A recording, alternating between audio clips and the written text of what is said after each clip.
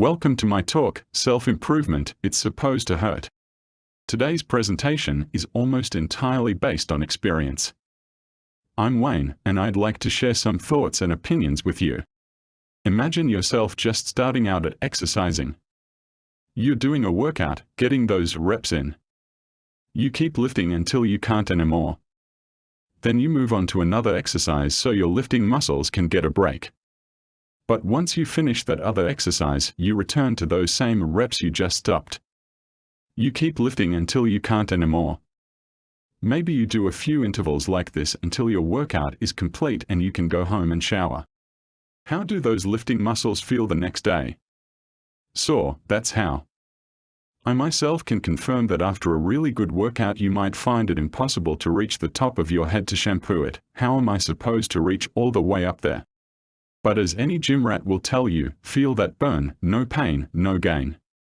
Every time you do this, your achy lifting muscles will heal up stronger than they would before you worked them out. This is the fundamental idea underlying all forms of self-improvement, regardless of whether that improvement is in a physical, mental, or emotional domain. It's all a kind of exercise. Doing it right hurts, and if you don't overdo it, you'll be stronger when you recover. Let's continue to examine the physical domain first, because it's the easiest to understand. Have you ever had a job that required you to be on your feet all day? If you have, you'll be familiar with the adjustment period you put your body through in order to survive it. Sure, you'll buy appropriate shoes if you don't already have them, but this won't entirely deal with the pain in your heels, your legs, your hips, or your back at the end of the day when you first start this standing job. After a couple weeks though, you'll find the standing isn't really hurting you anymore. You'll have hardened to it. Had you abandoned that job before you hardened to it, you would not have made yourself any stronger.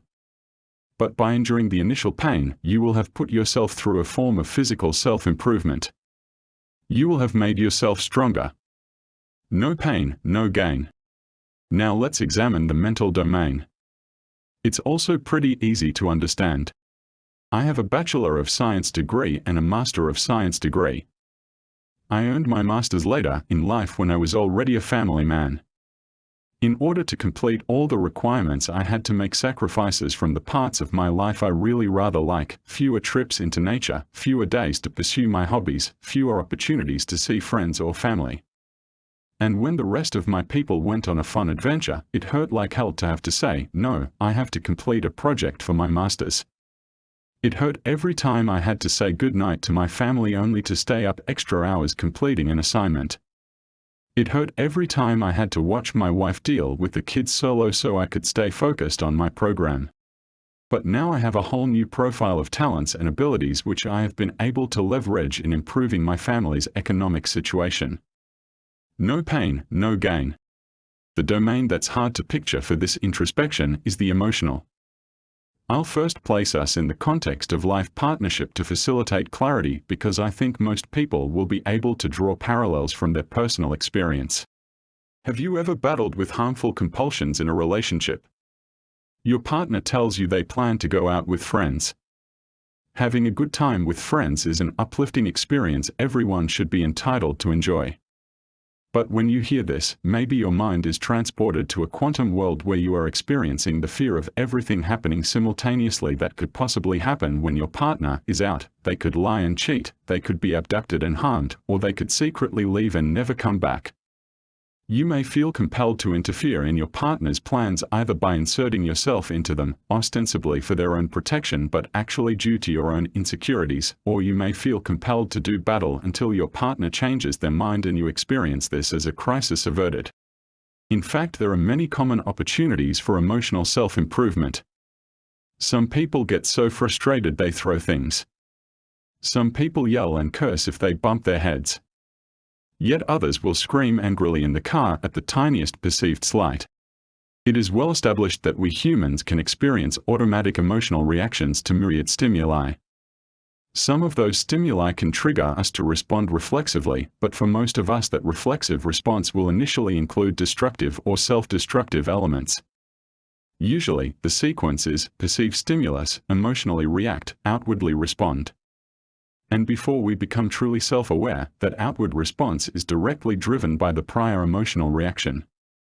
But if we insert a brief reflection between the emotional reaction and the outward response, we can choose to reprogram ourselves to control our response so it can be productive and supportive rather than destructive. You pause to breathe and think about how you should respond. The first time you separate your outward response from your emotional reaction, you might be surprised by how much it hurts inside. It will burn you up. You will feel like part of you is dying inside when you refrain from responding or when you respond in a way that does not initially come naturally to you. That's because part of you is you're finally actively weeding out the bad stuff from future you. The second time you separate your response from your reaction, it will probably still hurt, but it will hurt a lot less. Not only will none of your original fears from the first time have come to pass, but your subconscious will also remember that you caused less or no drama among your loved ones. So it may still hurt, like any other workout. But like any other workout, you'll start seeing those gains, the pain inside you will turn out to have been worth it, and the people around you will benefit greatly from your improved emotional strength, the strength they actually deserve out of you. Make no mistake, self-improvement is a form of gardening. You are the combination of a garden plot and everything that grows in it. You must weed out the parts that are bad for yourself, which often hurts, in order to make space for the best parts of future you to grow in. Intentional selectivity results in the garden with the highest level of health and most productive output. And after each gain you make, the next gain hurts a little less. Your loved ones will enjoy and appreciate you more, and your children will have higher trajectories if you take seriously the responsibility of self-improvement. No pain, no gain.